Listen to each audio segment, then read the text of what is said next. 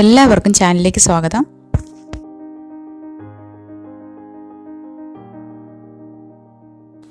ഇന്നിവിടെ തയ്യാറാക്കാൻ പോകുന്നത് ഒരു ബട്ടർ കേക്കാണ്. വളരെ സോഫ്റ്റാണ് ഈ കേക്ക്. ഇത് നമ്മൾ മുട്ട ചേർക്കുന്നില്ല, ഓവനില്ല, ബീറ്ററില്ല, ഇതൊന്നുമില്ലാതെ തന്നെ വളരെ സോഫ്റ്റായിട്ടാണ് നമ്മൾ ഈ കേക്ക് തയ്യാറാക്കിയെടുക്കുന്നത്. വളരെ സോഫ്റ്റ് ആയതുപോലെ തന്നെയാണ് വളരെ ടേസ്റ്റിയുമാണ് ഈ കേക്ക്. ഇതെങ്ങനെയാണ് തയ്യാറാക്കുന്നത് നമുക്ക് നോക്കാം. ഇതിലേക്ക് ഞാൻ 1 കപ്പ് മൈദപ്പൊടി എടുക്കുന്നുണ്ട്. എൻ്റെ കയ്യിൽ മെഷറിംഗ് കപ്പില്ല, ഇതുപോലൊരു ഗ്ലാസ്സാണ് ഞാൻ എടുത്തിട്ടുള്ളത്. നിങ്ങളുടെ കയ്യിലും മെഷറിംഗ് കപ്പില്ലെങ്കിൽ ഇതുപോലൊരു ഗ്ലാസ് എടുക്കാം. ഏകദേശം ഒരു 250 ml അളവുള്ള ഗ്ലാസ്സാണിത്. ഇതിലേക്ക് ഒരു 1/4 കപ്പ് കോൺഫ്ലവർ കൂടി ചേർക്കുന്നുണ്ട്. ഇതിപ്പോൾ നമ്മൾ മുട്ട ചേർക്കുന്നില്ലല്ലോ, അതുകൊണ്ടാണ് 1/4 കപ്പ് കോൺഫ്ലവർ കൂടി ചേർക്കുന്നത്. ഇനി ഇതിലേക്ക് 1/4 ടീസ്പൂൺ ബേക്കിംഗ് പൗഡർ ചേർക്കുന്നുണ്ട്. 1/4 ടീസ്പൂൺ സോഡാപ്പൊടി കൂടി ചേർക്കുന്നുണ്ട്. ഇതിലേക്ക് ഒരു നുള്ളു ഉപ്പിട്ട് കൊടുക്കുന്നുണ്ട്. നന്നായി മിക്സ് ചെയ്തെടുക്കണം. സോഡാപ്പൊടിയും ബേക്കിംഗ് പൗഡറും ഉപ്പും ഒക്കെ മാവിൻ്റെ എല്ലാ ഭാഗത്തും പിടിക്കുന്നതിന് വേണ്ടിയാണ്. ഞാൻ ഇതൊന്ന് അരിച്ചെടുക്കുന്നുണ്ട്.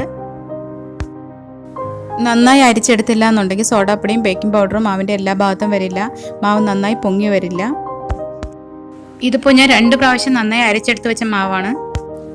ഇനി ഒരു ബൗളിലേക്ക് 1/2 കപ്പ് മിൽക്ക് പൗഡർ ഇടുന്നുണ്ട്. നമ്മൾ ഏത് കപ്പാണോ മെഷറിംഗ് കപ്പായിട്ട് എടുത്തത് ആ കപ്പിൽ തന്നെയാണ് എല്ലാ അളവുകളും അളന്നെടുക്കേണ്ടത്. ഇതിലേക്ക് ഇളം ചൂട് പാലൊഴിക്കുന്നുണ്ട്. ഇത് 1/4 കപ്പിനേക്കാളും 2-3 സ്പൂൺ കൂടി കൂടുതൽ എടുത്തിട്ടുണ്ട് പാല്. 1 കപ്പ് തികച്ചില്ല. നന്നായി ഒന്ന് മിക്സ് ചെയ്തെടുക്കണം. കട്ടകളൊക്കെ ഉടച്ചെടുക്കണം. പാൽപ്പൊടി നന്നായി അലിയുന്നതിന് വേണ്ടിയാണ് ഇളം ചൂട് പാലെടുത്തിട്ടുള്ളത്. നന്നായി കട്ടകളൊക്കെ ഉടച്ച് മിക്സ് ചെയ്ത് കൊടുക്കണം. ഇനി ഒരു ബൗളിലേക്ക് ബട്ടർ ബീറ്റ് ചെയ്തെടുക്കണം. ഇതിപ്പോൾ 100 ഗ്രാം ബട്ടറാണ്, നമുക്ക് 50 ഗ്രാം ബട്ടർ മാത്രം മതിയാകും. നന്നായി ബീറ്റ് ചെയ്തെടുക്കാം. ഇപ്പോൾ ബട്ടർ നന്നായി ബീറ്റ് ചെയ്തെടുത്തിട്ടുണ്ട്. ബട്ടർ റൂം ടെമ്പറേച്ചറിലായിരിക്കണം. ഇതിലേക്ക് പൊടിച്ചു വെച്ച 1/4 കപ്പ് പഞ്ചസാര ഞാൻ ഇട്ട് കൊടുക്കുന്നുണ്ട്. കുറേശ്ശെ ഇട്ട് ബീറ്റ് ചെയ്താൽ മതി, ഒരുമിച്ചിട്ടാലും കുഴപ്പമില്ല.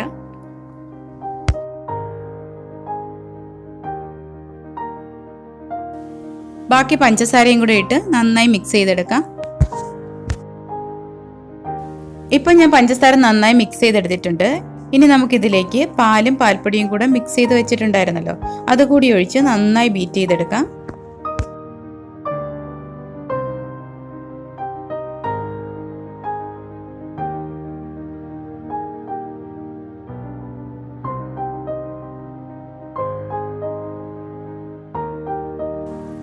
വിസ്ക് വെച്ച് നമുക്ക് നന്നായി ബീറ്റ് ചെയ്ത് കട്ടകളൊക്കെ ഉടച്ചെടുക്കാം. ഇനി വിസ്ക് ഇല്ല എന്നുണ്ടെങ്കിൽ പേടിക്കേണ്ട, മിക്സിയിലിട്ട് നന്നായി ബീറ്റ് ചെയ്തെടുത്താൽ മതി. കട്ടകളൊക്കെ ഉടഞ്ഞു മാറിക്കൊള്ളും.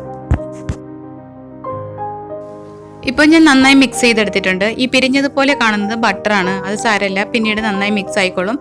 ഇതിലേക്ക് 1 ടീസ്പൂൺ വാനില എസൻസ് ഒഴിക്കുന്നുണ്ട്. നമുക്ക് നന്നായി മിക്സ് ചെയ്തെടുക്കാം.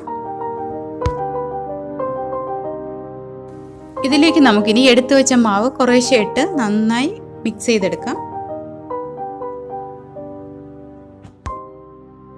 ഒരു 3 പ്രാവശ്യമായിട്ടിട്ട് മിക്സ് ചെയ്തെടുത്താൽ മതി, ഒരുമിച്ചിടണ്ട.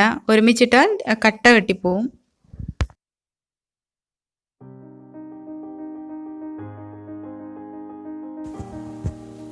കുറച്ചുകൂടി മാവിട്ട് മിക്സ് ചെയ്യാം.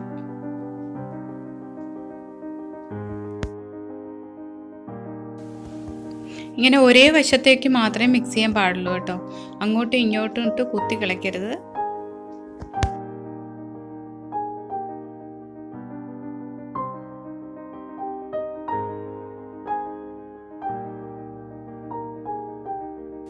ഇനി ബാക്കി വന്ന മാവ് കൂടി ഇതിലേക്ക് ഇട്ട് കൊടുക്കാം. നന്നായി ഫോൾഡ് ചെയ്തെടുക്കാം.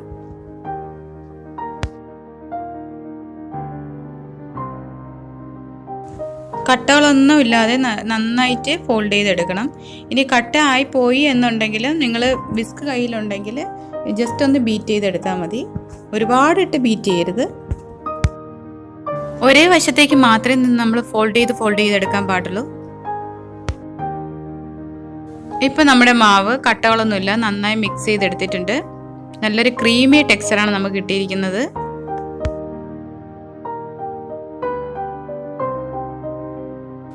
ഇനി നമുക്കിതിലേക്ക് 1 സ്പൂൺ വിനാഗിരി ഒഴിച്ചു കൊടുക്കാം.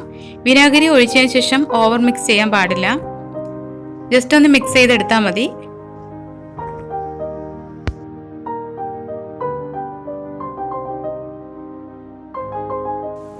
ഇനി നമുക്കിത് ബേക്ക് ചെയ്യുന്ന പാത്രത്തിലേക്ക് മാറ്റാം. ഇതിപ്പോൾ ഞാൻ എണ്ണ തടവി വെച്ചിരിക്കുന്ന പാത്രമാണ്. സൺഫ്ലവർ ഓയിലോ ബട്ടറോ തേച്ച് കൊടുത്താൽ മതി. അതുപോലെ തന്നെ എൻ്റെ കയ്യിൽ ബട്ടർ പേപ്പർ ഇല്ലായിരുന്നു. ഞാനൊരു വെള്ള പേപ്പറിൽ ഓയിൽ തേച്ചെടുത്തിട്ടുള്ളതാണ്. ഇതിലേക്ക് നമുക്ക് ബാറ്ററി ഒഴിച്ചു കൊടുക്കാം.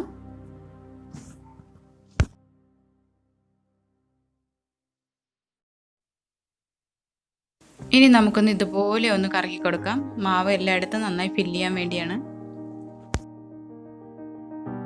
ഇനി ഒന്ന് ടാപ്പ് ചെയ്ത് കൊടുക്കണം. എയർ ബബിൾസ് ഒക്കെ പോകുന്നതിന് വേണ്ടിയാണ്.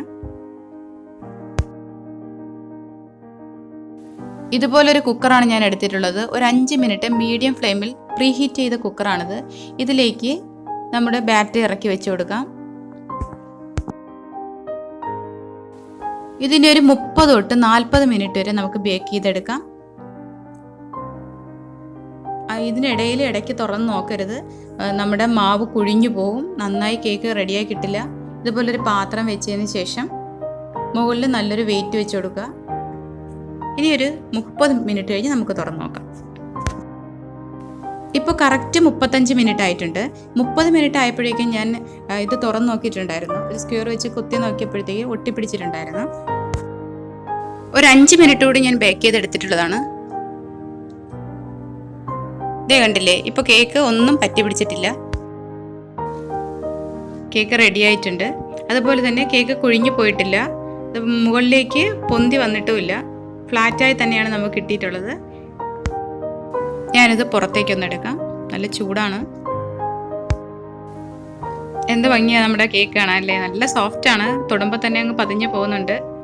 ഇത് ഒരുപാട് നേരം ഈ പാത്രത്തിൽ തന്നെ വെച്ചേക്കേണ്ട. പാത്രത്തിൽ നിന്ന് വരെ ചൂടിറങ്ങി കുറച്ചും കൂടി അങ്ങ് മുരിഞ്ഞു പോകും. ജസ്റ്റ് ഒന്ന് തണുത്തതിന് ശേഷം നമുക്കിത് ഡീമോൾഡ് ചെയ്തെടുക്കാം. ഒരു കത്തി കൊണ്ട് സൈഡൊക്കെ ഒന്ന് വിട്ടടിപ്പിക്കാം.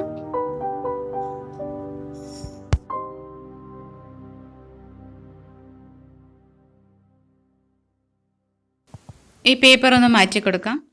കറക്റ്റ് ബട്ടർ പേപ്പർ ഇളക്കും പോലെ തന്നെയാണ് ഈ പേപ്പർ നമുക്ക് ഇളക്കാൻ പറ്റുന്നത്. ഇതിപ്പോൾ ബട്ടർ പേപ്പർ അല്ല എന്നൊന്നും പറയില്ല. അതുപോലെ തന്നെയാണ് നമുക്ക് കിട്ടുന്നത്. ഇതൊന്ന് തിരിച്ചു വെച്ച് കൊടുക്കാം.